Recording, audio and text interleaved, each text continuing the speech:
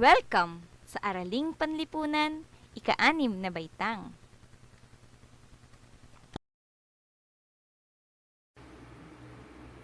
Magandang araw mga bata!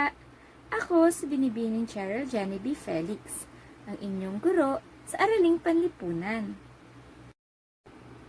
Bago tayo magsimula sa ating gawain, tayo muna ay sandaling manalangin. Iyoko ang ulo, ipikit ang ating mga mata, at damhin ang presensya ng Diyos. Ama naming banal, Diyos na makapangyarihan sa lahat, kami po ay lubos na nagpapasalamat sa panibagong buhay na iyong pinagkaloob sa amin. Salamat po sa panibagong araw na kami ay muling matututo sa aming mga guro at kamag-aral. Dalangin po namin na patuloy mo kaming pagkalooban ng karunungan at katalinuhan na nagmumula sa iyo upang lubusan naming maunawaan ang aming aralin. Sa iyo po namin ibinabalik ang papurit pasasalamat sa pangalan ni Jesus. Amen. Kamusta kayo mga bata? Mabuti kung ganon. Mayroon bang lumiban sa atin ngayong araw? Leader, Group 1, Group 2, Group 3, Group 4. Magaling mga bata, kinagagalak ko na lahat ay present ngayong araw. So sa ating pagpapatuloy, ihanda na ang mga kagamitan na ating gagamitin sa ating pag-aaral, gaya ng inyong module, papel, at ballpen. Okay, muli aking ipapaalala, panatilihin ang pag-upo ng tuwid, ang mata at tenga ay ituon sa guro, at kung may nais sabihin, itaas lamang ang kamay. Maliwanag ba mga bata? Magaling! Kung ganon, magsimula na tayo. Magkaroon muna tayo ng maikling baliktanaw. Sino sa inyo ang nakakaalala ng araling ating tinalakay noong nakaraang linggo? Janine? Tama! Ito ay tungkol sa katayuan ng mga kababaihan bago ang revolusyon. Sino naman sa inyo ang makapagbibigay ng halimbawa ng naging katayuan ng mga kababaihan noon? Joseph? Tama. Sino pang nais sumagot? Carmina? Okay, very good mga bata. Napakahusay. Ang mga kababaihan noon ay mataas ang antas sa buhay. Sila ay lubos na ginagalang ng mga kalalakihan. Bukod pa riyan, sila ay nakakatamasa ng pantay na karapatan gaya ng sa mga kalalakihan. Meron din silang karapatang mamuno o maging leader sa isang barangay o sa isang lugar na kanilang nasasakupan. Bukod pa riyan, sila ay may karapatang magmana ng mga ari-arian ng kanilang mga magulang. So ilan lamang yan sa naging katayuan ng mga kababaihan noon bago ang revolusyon. So, maraming salamat mga bata. Tunay nga masasabi ko na kayo ay nakinig at natuto sa aralin natin noong nakarang linggo. Bigyan natin ang ating sarili ng 3 palakpak.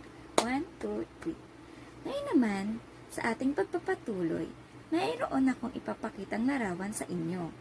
Nais kong sabihin ninyo kung anong salita ang tinutukoy sa larawan. Maliwanag ba mga bata? Handa na ba kayo? Kung gayon, simulan na natin. Ano ang nakikita ninyo sa larawan? Mga batang nagtataas ng kamay at gurong nagtuturo. Ano kaya sa palagay ninyo ang salitang tumutukoy sa larawan? Ito ay nagsisimula sa letrang P. Tama! Ito ay partisipasyon. Dumako naman tayo sa ikalawang larawan. Anong salita ang tinutukoy sa larawang ito? Tama, ito ay babae. Ano naman ang nakikita nyo sa larawan? Ito ay nagsisimula sa letrang B. Mahusay! Ito ay bayani. Ano naman ang nakikita nyo rito? Anong salita ang tumutukoy sa larawan? Ito ay nagsisimula sa letrang R. Magaling! Ito ay revolusyon. Magaling mga bata! Ayon sa apat na salita na inyong nasagutan, ano sa palagay ninyo ang ating tatalakayin ngayong araw? Joshua. Magaling! Ang ating tatalakayin ngayong araw ay tungkol sa Partisipasyon ng mga kababaihan sa panahon ng revolusyon. Sa ating pagpapatuloy, atin munang basahin ang layunin ng ating aralin ngayong araw. Pagkatapos ng aralin, ang mga bata ay inaasahang natutukoy ang ngalan ng mga babaeng bayani na nagbuwis ng buhay noong panahon ng revolusyon. Napapahalagahan ang mga naiambag nila upang makamit ang kalayaan ng bansa. Naisusulat ang mga kontribusyon ng mga kababaihan sa pagkamit ng kalayaan ng bansa. Gabay na katanungan. Sino-sinong mga bayaning kababaihan ang nakipaglaban sa revolusyon? At ano ang kanilang naging partisipasyon? Handa na ba kayong makinig mga bata? Handa na ba kayong kilalanin ang mga kababaihan na sumali sa panahon ng Rebolusyong Pilipino? Kung gayon, tayo nang magsimula. Kilala niyo ba ang nasa larawan? Siya si Melchora Aquino. Kilala niyo ba siya? Siya si Gregoria de Jesus. Ito naman, nakikilala niyo ba kung sino ang babaeng nasa larawan? Siya si Josefa Rizal. Ito naman ay si Trinidad Tecson. Ang babaeng ito naman ay si Gregoria Montoya. Siya naman ay si Teresa Magbanwa. So ano-ano nga ba ang naging partisipasyon at kontribusyon ng mga kababaihang ito? Ating alamin sa ating pagpapatuloy. Una, pagsapi sa katipunan. Dahil sa pagmamahal ng labis sa inang bayan, ang mga kababaihan ay napilitang sumali sa grupo ng katipunan. So sila ay buong tapang na lumaban sa mga dayuhang Espanyol sa kabila ng kanilang kasarian. So karamihan sa mga sumapi sa katipunan ay ang kamag-anak ng mga lalaking katipunero. Pangalawa, marami sa mga kababaihan ang buong tapang na lumaban sa mga dayuhan. Natuto silang humawak ng mga armas upang ipagtanggol ang kanilang sarili at mga kasamahan. Pangatlo, pag-iispiya at paniniktik. Isang malaking bahagi o isang malaking ambag ng mga kababaihan ang pagiging espiya dahil dito nakakakuha sila ng mahalagang impormasyon mula sa Espanyol. Sila rin ay nagsisilbing mensahero na nagdadala ng mga nalikom nilang mga mahalagang impormasyon upang ipagbigay alam ito sa mga kasamahan nilang revolusyonaryo. Ang ikaapat ay ang tagapag-ingat ng mga mahalagang dokumento. So ilan sa mga kababaihan ay nagsilbing tagapag-ingat at takapagtago ng mahalagang dokumento ng mga katipunero. At ang bilang 5 naman ay ang paglilingkod bilang tagapaggamot at pangalaga ng mga sugatang revolusyonaryo o katipunero. So may ilang mga kababaihan ang lihim na lumaban sa mga dayuhang Espanyol. Sa anong paraan? Sa lihim na paraan, gaya ng paggagamot ng mga sugatang katipunero at paghahanda ng mga pagkain nito. Ilan lamang iyan sa mga naging ambag at partisipasyon ng mga kababaihan noong panahon ng revolusyon. Muli nating balikan ang gabay na katanungan. Sino-sinong mga bayaning kababaihan ang nakipaglaban sa rebolusyon at ano-ano ang kanilang naging partisipasyon? Unahin natin si Melchora Aquino. Siya ay kilala sa tawag na Tandang Sora dahil siya ang pinakamatandang miyembro ng Katipunan. Kilala rin siya bilang Mother of the Philippine Revolution o Ina ng Katipunan. Siya ay may-ari ng 25 hektaryang lupain at may bahay kung saan nagtitipon at nagpupulong ang mga Katipunero. Siya ay nakilala bilang sikat na manggagamot ng mga sugatang Katipunero. Ito naman ay si Gregoria de Jesus. Siya ay asawa ni Andres Bonifacio, Lakambini o First Lady ng Katipunan. Siya ang naging tagapag-alaga ng mahalagang dokumento ng mga Katipunero. Buong tapang siyang lumaban sa mga Espanyol kasama ng kanyang asawa. Siya naman ay si Josefa Rizal. Isa siya sa babaeng kapatid ng ating pambansang bayani na si Dr. Jose Rizal. Naglingkod bilang Pangulo ng Lupon ng mga kababaihan at buong tapang na lumaban sa mga Espanyol. Ang sumunod ay si Trinidad Tecson.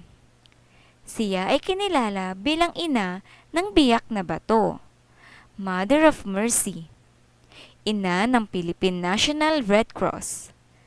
Siya ay buong tapang na lumaban sa mga Espanyol sa lalawigan ng Bulacan. Siya naman si Gregoria Montoya. Matapang na lumaban sa Kawit Cavite kasama ang mga sundalo ni General Emilio Aguinaldo upang mapaghigantihan ang kanyang asawa na namatay sa panahon ng himagsikan. Napatay si Montoya sa labanan, ngunit ang kanyang pamumuno ay humantong sa tagumpay ng mga Pilipino. Siya ay sikat na leader at naging tanyag sa pangunguna sa 30 kalalakihan.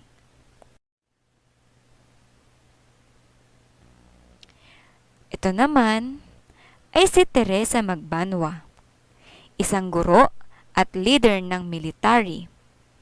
Kilala bilang Joan of Arc ng Visayas. Nakilala siya sa kanyang tapang na mamuno at makisangkot sa mga labanan. Isa rin siya sa mga nanguna sa lihim na pagpupuslit ng mga armas ng mga Espanyol. Ayan mga bata, kilala niyo na ba kung sino-sino ang mga kababaihang sumali sa panahon ng Rebolusyong Pilipino? Magaling! Ngayon naman, nais kong sagutin ninyo ang ilang katanungang aking inihanda. Handa na ba kayo? Magaling! Base sa ating napag-aralan, ano-anong aral ang iyong natutunan na magagamit mo sa iyong pang-araw-araw na buhay? Mga bata, basahin natin ng sabay-sabay ang mensahe. Paggalang at pagpapahalaga sa mga kababaihan. Sino sa inyo ang nais magbigay ng pananaw tungkol sa mensahe natin ngayong araw? J. Very good, J. Denzel. Maraming salamat sa inyong mga kasagutan. Kaya naman, lagi niyong tatandaan na ang mga kababaihan ay may sarili ding gampanin sa buhay. Sila ay ginawa ng Diyos bilang kaagapay at katuwang ng mga kalalakihan. Kaya naman, igalang, ingatan, pahalagahan at mahalin natin ang mga kababaihan sapagkat tayong lahat ay ginawa ng Diyos ng pantay-pantay.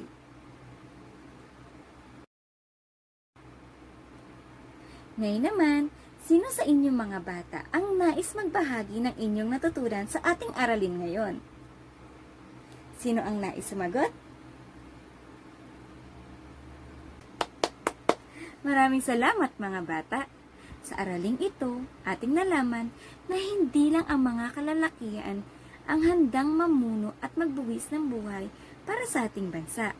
Gayon din, ang mga kababaihan na handang tumulong sa pakikipaglaban sa mga dayuhan noong panahon ng Rebolusyong Pilipino. Ipinamalas nila ang kanilang natatagong talento at tapang upang makamit ang kalayaan ng ating bansang Pilipinas. Inyong palakpakan ang inyong mga sarili. Ngayon naman, ating alamin kung natatandaan niyo pa ang mga pangalan ng kababaihang tinalakay natin kanina. Dumako naman tayo sa gawaing isa. Panuto. Gamit ang mga pinagrambol na letra, tukuyin kung sino ang babaeng bayani na nasa larawan. Handa na ba kayo mga bata? Kung gayon, simulan na natin. Sino ang nasa larawan? Dustin? Very good! Siya si Melchora Aquino. Dalawang larawan? Christine? Mahusay! Ito si Trinidad Texon. Ikatlong larawan. Stephen. Tama, siya ang babaeng kapatid ni Dr. Jose Rizal. Siya si Josefa Rizal. Ikaapat. Sino ang nasa larawan? Daphne. Very good. Siya ay si Gregoria de Jesus. Sumunod. Sino ang makapagsasabi ng ngalan ng babaeng ito? Emmy. Very good. Siya si Teresa Magbanwa. Sumunod na larawan, Christopher. Tama. Siya si Gregoria Montoya.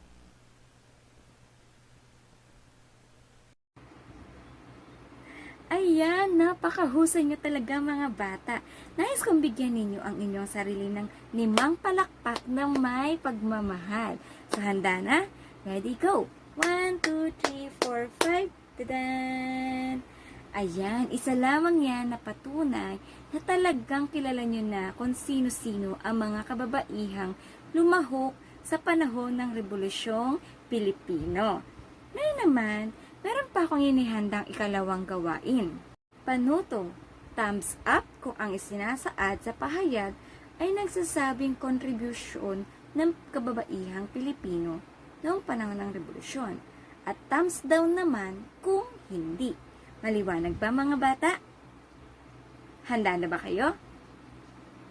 Very good. Number 1. Ang mga kababaihan ay nagsilbing mga espiya upang makakuha ng impormasyon mula sa mga Espanyol at maging sa pagpupuslit ng mga armas. Ito ba ay thumbs up o thumbs down? Ipakita ang inyong sagot. Ito ay thumbs up! Very good mga bata! O thumbs ay mali.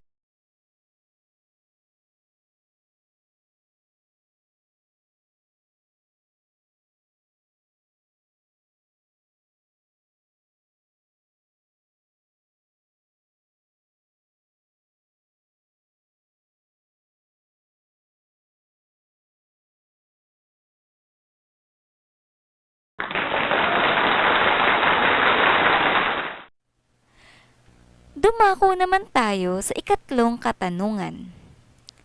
Si Melchora Aquino o kilala bilang Tandang Sora ay tumulong sa panggagamot sa mga sugatang katipunero. Ito ba ay thumbs up o thumbs down? Ipakita ang inyong sagot. Ang tamang sagot ay thumbs up! Magaling mga bata! Ika-4 na katanungan. Si Gregoria de Jesus ay isa sa mga kababaihan noong himagsikan na tumulong sa pag-iingat ng mga mahahalagang dokumento ng mga katipunero. Ito ba ay thumbs up o thumbs down? Ipakita ang inyong sagot. Ang tamang sagot ay thumbs up! Mahusay mga bata! Dumako naman tayo sa ika-5 katanungan. Ang mga kababaihan ay nagbigay aliw sa mga Espanyol tuwing sila ay nalulumbay. Thumbs up o thumbs down? Mahusay mga bata, ang sagot ay thumbs down. Magaling! Napakahusay niyo talaga mga bata. Ako'y nagagalak dahil sa inyong aktibong partisipasyon sa ating talakayan. Ngayon naman, dumako tayo sa maikling pagsusulit. Kumuha ng isang malinis na papel at ilagay ang inyong pangalan, section, at asignatura. Of course, araling panlipunan. Handa na ba kayo mga bata? Kung gayon, ito ang inyong gagawin. Panuto, isulat ang mga naging kontribusyon ng mga babaeng bayani sa panahon ng Rebolusyong Pilipino. Number 1, si Trinidad Tecson. Number 2, Teresa Magbanwa. Number 3, Josefa Rizal. Number 4, Gregoria de Jesus. Number 5, Gregoria Montoya. At number 6, Melchora Aquino. Bibigyan ko kayo ng 10 minuto upang sagutin ang ating pagsusulit. Handa na ba kayo mga bata? Ang 10 minuto ay magsisimula na. Ready? Go! Time's up! Tapos na ang oras mga bata. Siguraduhin ninyong nilagay ninyo ang inyong pangalan, maliwanag ba? Maaari ninyo itong kuhanan at isend sa akin ang inyong sagot o di kaya na may ipasa ito sa Sabado. Maliwanag? Bilang takdang aralin mga bata, ito ay ang pagbibigay refleksyon. Ito ay kabilang sa inyong written output, maliwanag ba? Okay. Panuto, kumuha ng isang malinis na papel at sagutan ang mga sumusunod na katanungan. Ipaliwanag ang inyong sagot sa pamamagitan ng pagsulat ng 3 o higit pang pangungusap. Maliwanag ba? Tanong. Una, ano ang naging bunga ng pagsali ng mga kababaihan sa katipunan? Pangalawa, malaki ba ang kanilang naiambag sa samahan ng katipunan? Sa paanong paraan? Ipaliwanag ang iyong sagot. Naintindihan ba mga bata ang inyong gagawin? Magaling. Kung ganon, dito lamang nagtatapos ang ating talakayan. Maraming salamat mga bata sa inyong pakikinig at aktibong partisipasyon. Muli, maraming salamat at magandang araw.